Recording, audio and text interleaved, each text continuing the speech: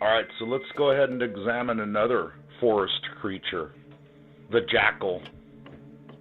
You know, I didn't want to give you a news report, but I don't know if you saw it in the news. But recently, they finally solved that case over in Australia that dingo really did take those people's baby. After 28 years, I guess the baby's body was actually found, and some forensic expert determined that, yes, a dingo had stolen and devoured the baby, at least part of it. So, you know, you don't want to underestimate a dingo. Now, basically, for me, I'm not a zoologist, but a dingo is basically an Australian variation of the jackal. And that's what I'd like to talk about, is the jackal. Remember Bobo and Tarzan? Of course, earlier in the story, there was Tarzan still cohabiting, irritated by the nuclear weapons crowd. But of course, the jackals, they're not part of that group. What they do is they stay on the periphery. Their vision has been adapted to see in the dark. Now, I also talked about how human beings were vultures, but jackals, they set a new standard, okay? Jackals will stick their nose into the most maggot-infested carrion without hesitation.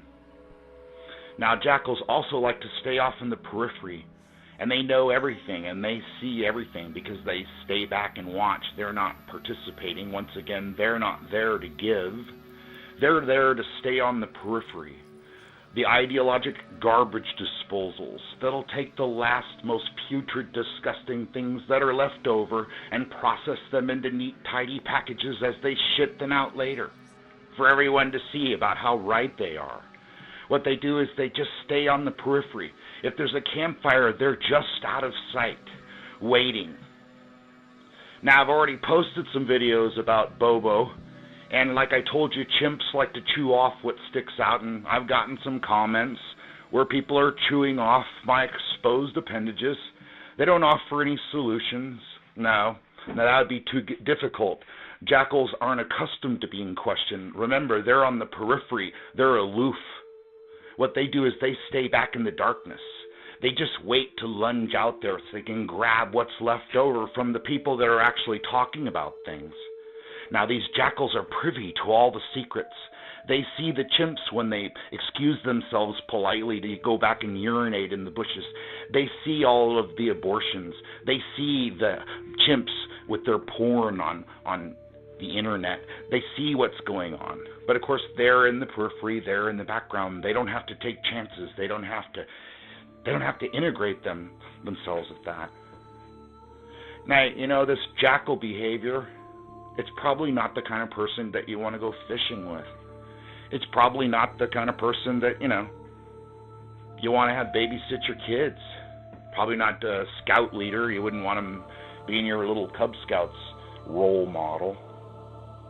Now, I've been accused of spreading disinformation that's more dangerous than nuclear weapons. Now, I'm not going to hammer on the nuclear weapons thing. The reason I was doing it in the first place was just to make a point in response to someone else's video. It's not exactly the highlight of my life. I don't go to bed thinking about it and wake up in the morning thinking about it. It's just something that I'd like to think about. I'd like young people to think about it. You know, freedom is not passed down through the bloodlines. A lot of times it has to be earned. It has to be fought for. People need to understand what's going on. And it's not like you're going to flick on the news and you're not going to find out what's going on that way. You know, I have the time maybe because of my situation. I have the time to look at the internet or look around. You know, I have a pretty successful little farm here, and I take care of a lot of different animals from a lot of different species, and I get to spend a lot of time watching them and observing them, kind of like a Dr. Leakey, except with living animals. You know, I'm not claiming that I have all the answers. Don't listen to my videos because I'm going to teach you what to do. I was just trying to pitch some ideas, something we can talk about.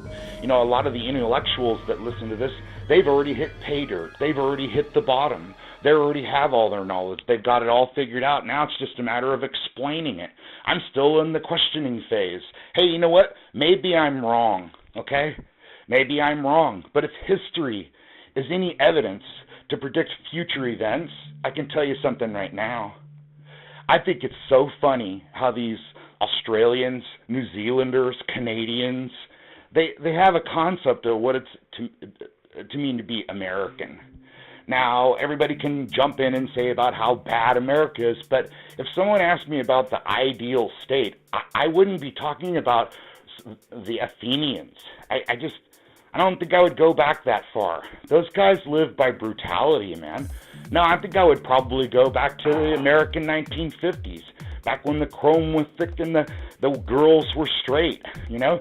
Back when there was production and factories and hope. Now, everybody thinks the 50s was just happy days with Richard Cunningham. You had to have a job. That was a little bit tough. But at least, you know, it had some semblance of hope. Now, of course, I don't have any hope. Let's get on to this here. This is something I wanted to address. You know what's so funny about smart people? They just know the basement concepts. They know what's at the bottom floor. That's it.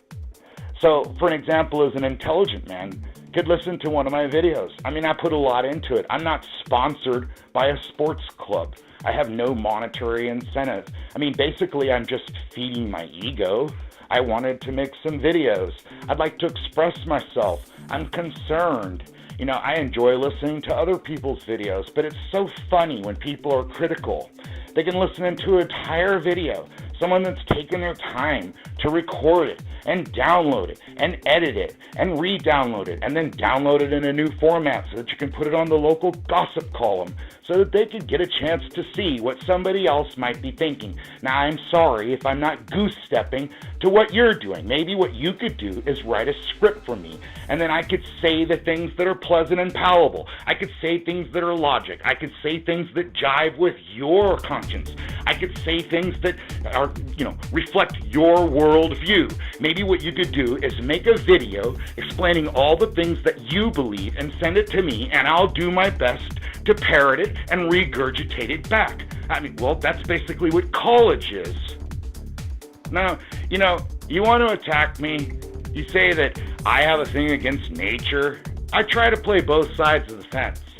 I'm more of the middle road, kind of a Confucius kind of guy. I don't believe in the caste system. I think the caste system is a veiled Marxism, by the way. And I think that, let me give you an example, okay? I don't know what to think about a guy who's an ex-Jehovah's Witness. You talk to the guy, he's a normal guy, knock, knock, people open the door, what's going on? Oh, it's two guys wearing suits and ties, sort of square looking, what's going on? Hi, have you learned about Jesus? Would you like a tower? Oh, sorry, what? It's a tower. It's a little propaganda magazine that we distribute freely to spread the word about the love of Jesus Christ for a bunch of people that get to go to heaven besides the people that stay behind. It's complicated. I'll be glad to step in and explain it. Oh, well, actually, I'm not feeling very good. Oh, well, that's okay, sir. I had a sandwich earlier. I'm not feeling very good either. Do you mind if I step inside?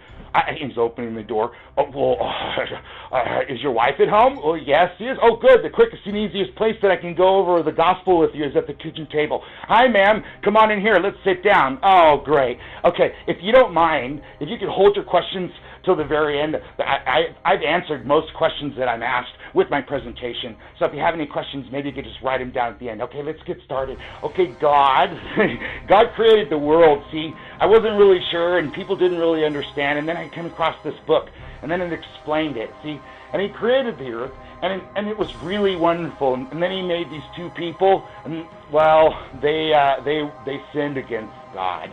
They were kind of in a FEMA garden, sort of a compound where they lived, and they weren't real happy, and they couldn't smoke cigarettes, and they had to run around naked. And finally, the God of Light let them out. Pardon? What? Yeah, the God of Light. He's the angel of light. He's the angel of music. It's great. There's rock and roll music playing when He's around. But anyway, He came as in the form of a snake, and then this snake told them about eating an apple, and then they ate the apple, and then all of a sudden they had reason. So what the God of Illumination did is He released them from the garden. Isn't he a nice guy, the devil? Oh, yeah, that makes sense. That's something that I'm going to jump on.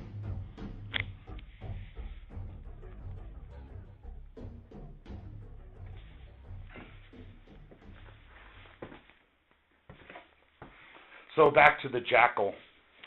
The jackal's fur is matted with blood. The jackal prefers carrion to live meat. He deserves the sweet bliss of slightly putrefied muscle tissue. It's easier to digest. The jackal lays in wait, listening to the apes and Tarzan quarrel. The jackal chooses no side. He's not committed. What he's there for is to see what's left behind. Whatever kind of little chicken, to see what he could find. To go through and snout through the cold, burnt-out fire in the morning when everyone else is asleep. To see what kind of little nuggets are left charred behind that they can consume in its charcoal goodness. Maybe it could pass through their body and absorb all the toxins. Maybe that's possible. You know, there's no way you're ever going to be able to turn around the fact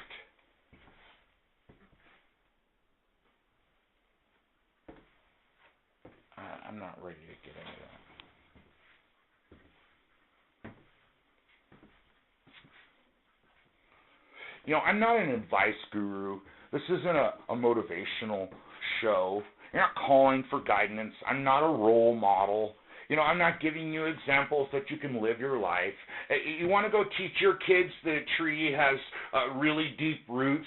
Okay, let me explain something to you. Oh, a tree is high and with really deep roots. See, that's a parable on life, son. Okay, well, I can tell you right now, we had a snowstorm. We had like an 80-foot tree, just fell right over. The roots are just a big ball, and probably about 4 feet deep. It left a hole. I'm going to dig it out into a well. Yeah, so much for the root theory. Let me extrapolate that out, okay, for you.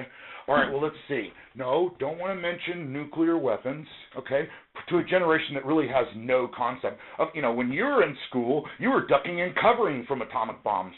But, of course, the new generation, all they know is, you know, Call of Duty. So you don't want to mention that. You'd be a bellwether of bad news, and if it's bad, we reject it.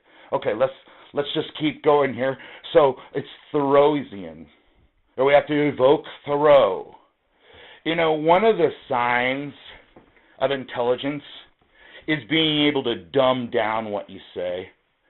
You know, just dumb it down to a retard's level. So a retard like me, you know, I got it all wrong. Like I said, you want to send me a script in, I can go ahead and try to say something that appeals to you. Now, energy comes. The lioness does not hesitate to Flow of energy. Here it is. Nameless.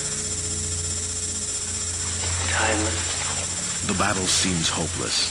Speed of light. Yet, while his life hangs by a thread, however slender it might be, the zebra will fight till his dying breath.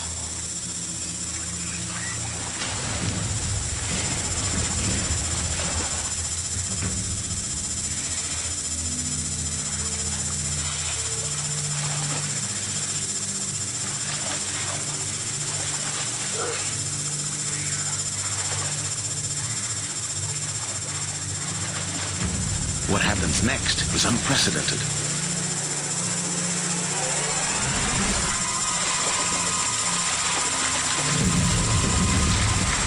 A scene for the record books. A zebra trying to drown a lioness. The wounds inflicted on the young stallion are superficial. He should survive.